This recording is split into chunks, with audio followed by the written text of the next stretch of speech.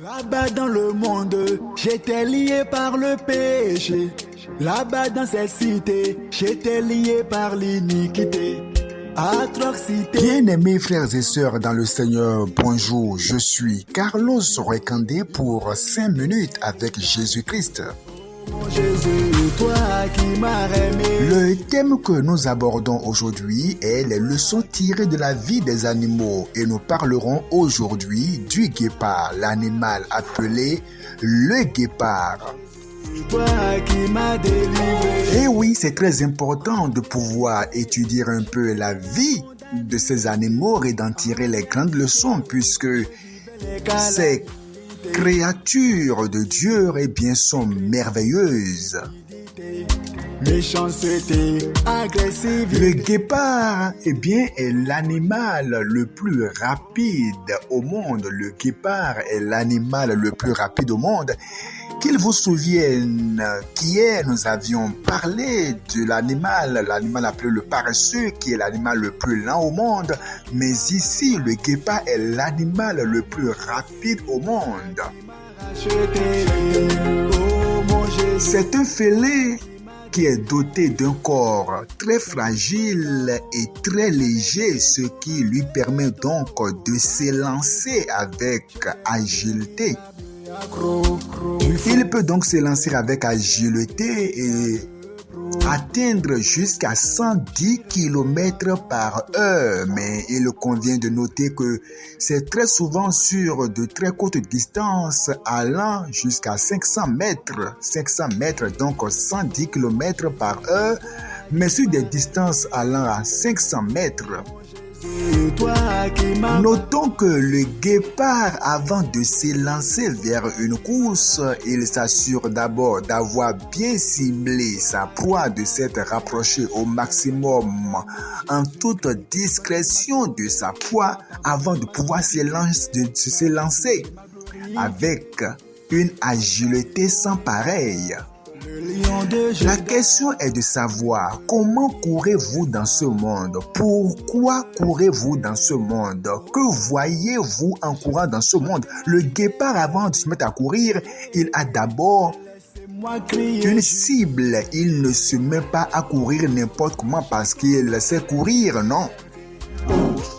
Dans le livre de 1 Corinthiens chapitre 9 au verset 26, l'apôtre Paul pouvait dire « Moi donc je cours non pas comme à l'aventure, je frappe non pas comme battant l'air. » Il dit « Je cours non pas comme à l'aventure. » Dans ce monde, il y en a qui courent comme à l'aventure, il y en a qui courent mais comme battant l'air. Ils s'attachent aux choses vaines, aux choses qui n'ont aucune portée éternelle, des choses qu'ils vont laisser dans ce monde.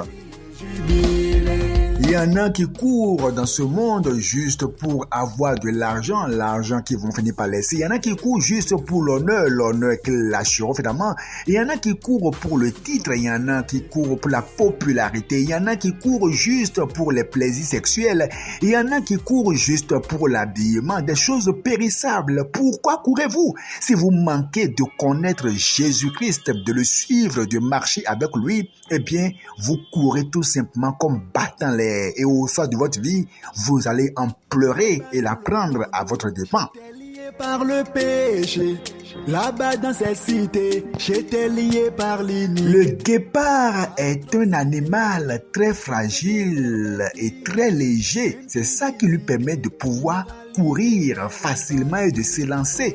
Mais savez-vous que cette fragilité a des conséquences contre sa vie lui-même, le guépard? Eh bien oui, le fait qu'il est assez fragile, ça lui permet de s'élancer facilement, mais à cause de cette légèreté et fragilité, parfois certains animaux peuvent lui arracher sa proie. Eh bien oui.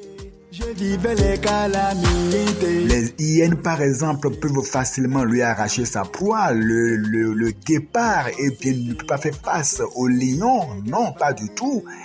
Parce que le guépard est fragile et léger et par conséquent, il ne peut pas tenir face à certains félins, certains animaux.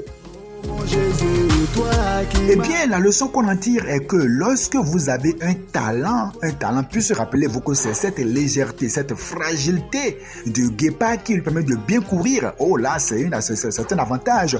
Mais sachez que lorsque vous avez des talents et que ces talents ne sont pas au service de Dieu, eh bien, ça ira à votre encontre.